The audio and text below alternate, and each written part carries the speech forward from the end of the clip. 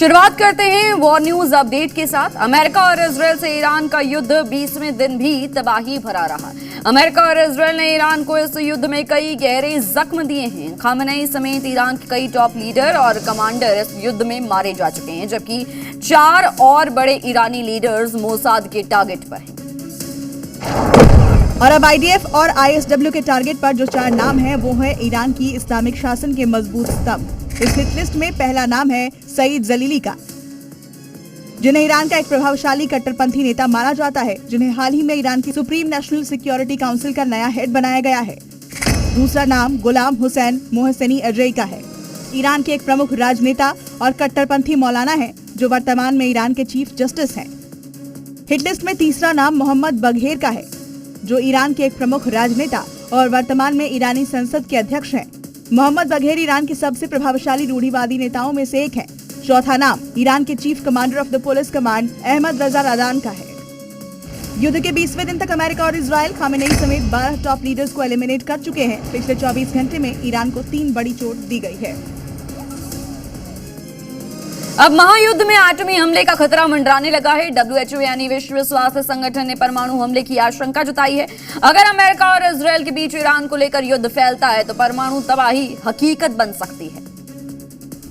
और डब्ल्यूएचओ ने अभी से ही इसकी तैयारी शुरू कर दी है, क्योंकि डब्ल्यूएचओ का मानना है कि युद्ध लंबा चला तो एटम बम से हमला हो सकता है। उधर संयुक्त राष्ट्र के कर्मचारी ईरान के परमाणु स्थलों पर अमेरिकी इजरायली हमलों के परिणामों की निगरानी कर रहे हैं और किसी भी प्रकार के परमाणु खतरे के लिए अलर्ट कर रहे हैं, जिससे साफ हो गया कि ईरान ने न्यूक्लियर फैसिलिटी डेवलप करना नहीं छोड़ा है।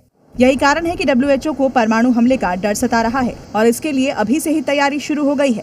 स्टाफ को रेडिएशन ट्रेनिंग दी जा रही है, जो परमाणु हमले के बाद लोगों को बचाएंगे। हालांकि डब्ल्यूएचओ का कहना है कि हम कितनी भी तैयारी क्यों न कर ले, ऐसा कुछ भी नहीं है जो उस नुकसान को और रेडिएशन को रोक सके। और अगर ऐसा हो जाता है तो इसका असर पूरी दुनिया पर आएगा और इसके नतीजे दशकों तक बने रहेंगे। मिडिल ईस्ट में युद्ध की आहट अब अमेरिका तक पहुंच गई है, क्योंकि युद्ध के बीच पहली बार अमेरिका की राजधानी वॉशिंगटन डीसी में ड्रोन देखे गए, जिसके बारे में अमेरिकी प्रशासन को पता नहीं है कि ये ड्रोन कहां से आए और किसने भेजे।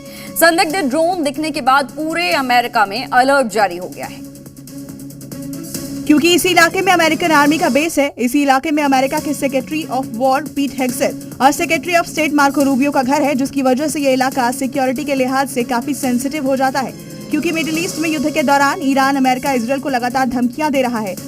और इसी दौरान ड्रोन दिखने के बाद अमेरिकी प्रशासन में खलबली मच गई है। कुछ हफ्तों पहले ही एफबीआई ने ईरान की तरफ से ड्रोन हमलों को लेकर चेतावनी दी थी, जिसके कुछ दिनों बाद ही वॉशिंगटन डीसी में ड्रोन दिखे। अब एजेंसियां ये पता लगाने में जुटी हैं कि ड्रोन कहां से आया। घटना के बाद पूरे अमेरिका में सिक्योरिटी को लेकर अलर्ट जारी किया गया है। मार्को रूबियो और पीट हेग्सेथ की लोकेशन बदल दी गई है। व्हाइट हाउस में हाई लेवल बैठक बुलाई गई। खतरे को देखते हुए दुनिया भर के अमेरिकी दूतावासों के लिए सिक्योरिटी जारी की गई। वॉशिंगटन में ड्रोन दिखने के बाद इसका ईरान कनेक्शन जोड़ा जा रहा है, लेकिन अब तक ना तो ईरान ने और ना ही अमेरिका ने ड्रोन को लेकर कोई बयान जारी किया है। मिडिल ईस्ट में युद्ध को लेकर अब अमेरिका की कोई एजेंसी ने ये आकलन लगाने में जुटी है कि आने वाले दिनों में कौन कौन से देश हैं जो अमेरिका के लिए खतरा पैदा कर सकते हैं। और यही वजह है कि अमेरिका की नेशनल इंटेलिजेंस के एक रिपोर्ट में पाकिस्तान को लेकर चौंका देने वाले खुलासे हुए हैं। दावा किया गया है कि अमेरिका के लिए पाकिस्तान आने वाले दिनों में बड़ा खतरा पैदा कर सकता है। इतना ही नहीं, अमेरिकी नेशनल इंटेलिजेंस ने इसके साथ ही रूस, चीन, नॉर्थ कोरिया और पाकिस्तान पर नए एडवांस और मिसाइल सिस्टम बनाने का दावा किया, जो कि अमेरिका तक हमले करने में सक्षम है। दरअसल पाकिस्तान ऐसे मिसाइल के लिए बड़े पैमाने पर फंड जुगाड़ रहा है। अपनी जरूरत का 50 से 60% पाकिस्तान केवल सैन्य उपकरणों में लगा रहा है। यही वजह है कि अमेरिकी एजेंसी के मुताबिक अमेरिका के लिए यह खतरे की घंटी है। साल 2035 तक ऐसे हथियारों की संख्या 3000 से बढ़कर 16000 से ज्यादा मिसाइलों तक पहुंच जाएगी। ईरान मिसाइल हमलों से तेल अवीव समेत कई इजरायली शहर दहल उठे हैं। तेल अवीव में बारूदी प्रहार ने बड़ी तबाही मचाई है। ये हमले अली लारीजानी की हत्या के बाद से तेज हो गए। ये इजराइल का पेटा टिक्का शहर है, जहां ईरान ने अटैक किया। पूरा इलाका शांत है। अचानक ऊपर से चमकीला ऑब्जेक्ट बहुत तेजी से नीचे की ओर आता है और सड़क पर आकर ब्लास्ट हो जाता है। धुएं का गुबार चारों तरफ फैल जाता है। दरअसल ईरान ने मिसाइल से अटैक किया था, लेकिन इजरायली एयर डिफेंस ने उन्हें रोक लिया। उसके टुकड़े जमीन पर आकर गिरे। लाकीश शहर में भी कुछ ऐसा ही हुआ। ईरान से दागी गई मिसाइल के इंटरसेप्शन के बाद उसका मलबा एक इमारत पर गिर गया। कई जगह मिसाइलों का मलबा गिरने से इलाके में दहशत का माहौल है। इजरायल के एयर डिफेंस सिस्टम ने कई मिसाइलें रोक दी, लेकिन कुछ मिसाइलें सीधे शहरी इलाकों में आकर गिरी। वहां से बेहद ही खौफनाक तस्वीरें सामने आई हैं। देखिए कैसे ईरान ने पूरे इलाके को मलबे में बदल दिया। हर तरफ बर्बादी ही बर्बादी है। ऐसा लग रहा है जैसे कि यहाँ कोई रहता ही ना हो। रिहायशी इलाका कब्रिस्तान में बदल गया है। ईरान की राजधानी तेहरान पर इजरायल के हमले रुक नहीं रहे और वो एक के बाद एक रिहायशी इलाकों पर अटैक कर रहा है, जिससे लाखों लोग बेघर हो गए। सैन्य ठिकानों के साथ इजरायल तेहरान में रिहायशी इलाकों को लगातार निशाने बना रहा है। एक के बाद एक कई इलाकों में हमले हुए, जिनमें बिल्डिंग की बिल्डिंग्स बर्बाद हो गई। जहां तक नजर जा रही है वहां टूटी हुई इमारतें हैं। बस इन हमलों में हजारों लोग प्रभावित हुए हैं। राहत बचाव टीम रात के अंधेरे में मलबे में जिंदगियों की तलाश कर रही है। इजरायल के अटैक ने तेहरान के इस इलाके को कब्रिस्तान बना दिया है। एक साथ इतना मलबा देखकर तेहरान अब घोस्ट टाउन जैसा लगता है। ये सिर्फ ईंट पत्थर नहीं, जिंदगियां बर्बाद हो रही हैं। लाइट न होने के कारण टॉर्च की रोशनी में लोगों को ढूंढा जा रहा है। ईरानी रेड क्रिसेंट के मुताबिक सर्च ऑपरेशन में कई नागरिकों को मलबे से बाहर निकाला गया। गाजियाबाद जासूसी नेटवर्क मामले में पूछताछ के दौरान जो खुलासे हुए हैं उसने जांच एजेंसियों को भी हैरान कर दिया है। दरअसल इन गिरोह के पास से जो फोन बरामद हुए हैं उसमें खाटू श्याम जी मंदिर की तस्वीर, लोकेशन और वीडियो मिले, जिसे पाकिस्तान में बैठे उनके आकाओं के पास भेजा गया है। ऐसे में सवाल है कि आखिर आतंकिस्तान ने अयोध्या, काशी, मथुरा को छोड़ खाटू श्याम जी के मंदिर को क्यों चुना? कहीं ऐसा तो नहीं कि यूपी में सुरक्षा व्यवस्था को देखते हुए अब आतंकी राजस्थान को टारगेट कर रहे हैं? खाटू श्याम जी मंदिर की दूरी पाकिस्तान बॉर्डर से केवल 400 से 500 किलोमीटर है, जिस वजह से मुनीर की नजर अब इस मंदिर पर है।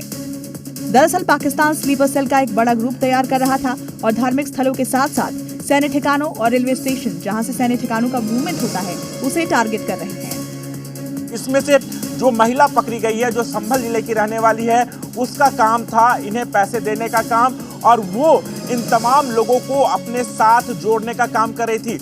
देश के 50 जगहों पर सीसीटीवी कैमरे लगाए जाने थे, जिसके जरिए इलाकों में जासूसी की प्लानिंग थी। उत्तर प्रदेश के सीएम योगी आदित्यनाथ ने नोएडा से जुड़े अंधविश्वास पर कड़ा प्रहार किया है। अयोध्या में श्री राम मंदिर परिसर में आयोजित भव्य समारोह में उन्होंने कहा कि कुछ लोग आस्था को पहले अंधविश्वास कहकर अपमानित करते थे, लेकिन उन्होंने उस अपशगुन को उखाड़ फेंका है। और जब से सत्ता में आए हैं वो हर जगह जा रहे हैं, उन जगहों का विकास कर रहे हैं। सीएम ने कहा कि उनकी सोच पहले की सरकारों से अलग है। जिस आस्था को पहले अंधविश्वास कह करके अपमानित किया गया था, या अपमानित करने वाले वही लोग हैं जो उत्तर प्रदेश या देश की सत्ता में रहते थे। अपनी सत्ता को बचाने के लिए वे नोएडा नहीं जाते थे। दरअसल नोएडा को लेकर कहा जाता था कि सीएम रहते यहाँ कोई आता है तो दोबारा सीएम नहीं बनता। इसके पीछे कुछ आंकड़े भी बताए जाते हैं। 1988 में वीर बहादुर सिंह को नोएडा दौरे के तुरंत बाद मुख्यमंत्री पद छोड़ना पड़ा। अखिलेश यादव, मुलायम सिंह यादव जैसे पूर्व मुख्यमंत्रियों ने नोएडा जाने से परहेज किया, लेकिन 2017 में सीएम योगी ने इस अपशकुन को चुनौती दी और कहा कि वो कुर्सी बचाने के लिए विकास को नहीं रोक सकते। दावा है कि इस धारणा के टूटने के बाद नोएडा में निवेश और विकास ने रफ्तार पकड़ी है। सीएम आज अयोध्या में थे, जहां राष्ट्रपति ने संतों की उपस्थिति में वैदिक मंत्रोच्चार के बीच श्री राम जन्मभूमि मंदिर के द्वितीय तल पर श्री राम यंत्र को विधिवत स्थापित किया। ईद आने वाली है, ऐसे में उत्तर प्रदेश में पुलिस मुस्तैद हो गई है। सीएम योगी आदित्यनाथ के निर्देश के बाद उन इलाकों में चौकसी बढ़ा दी गई है जहां पहले कभी त्योहारों में माहौल बिगड़ते थे, और मतलब उत्तर प्रदेश में त्योहार शांति से मनेंगे। कहीं कोई हलचल है क्या? कुछ भी नहीं। शालीनता के साथ सारे पर्व और त्योहार मनाए जा रहे हैं, कहीं कोई हलचल नहीं। त्योहारों के दौरान राज्य में लॉ एंड ऑर्डर की स्थिति ना बिगड़े, इसे लेकर सीएम सख्त हैं। उन्होंने साफ कह दिया है कि किसी भी तरह का उपद्रव बर्दाश्त नहीं किया जाएगा। माहौल बिगाड़ने वालों के खिलाफ सख्त कार्रवाई की जाएगी। सीएम योगी के इस निर्देश के बाद चौकसी बढ़ा दी गई है। चैत्र नवरात्र और ईद को लेकर पुलिस पूरी तरह से अलर्ट है। ड्रोन और सीसीटीवी कैमरों से निगरानी की जा रही है। संदिग्धों पर नजर रखी जा रही है। अब देखिए, प्रयागराज में मस्जिदों के साथ साथ भीड़-भाड़ वाले इलाके में पुलिस तैनात है। संवेदनशील इलाकों में फ्लैग मार्च कर रही है और लोगों को समझा रही है। एटा में भी सिटी एसपी ने संवेदनशील इलाकों में सुरक्षा व्यवस्था का जायजा लिया। खास करके उन इलाकों में विशेष चौकसी बरती जा रही है जहां हिंदू और मुसलमान दोनों धर्म को मानने वाले लोग रहते हैं। योगी फोर्स ने सड़कों पर उतरकर संदेश दिया है कि लॉ एंड ऑर्डर को हाथ में लेने वालों की डेंटिंग पेंटिंग की जाएगी। त्योहार शांति और उत्सव के साथ मनाएं, लेकिन अगर इसमें खलल डालने की कोशिश की तो फिर योगी फोर्स हिसाब करना जानती है।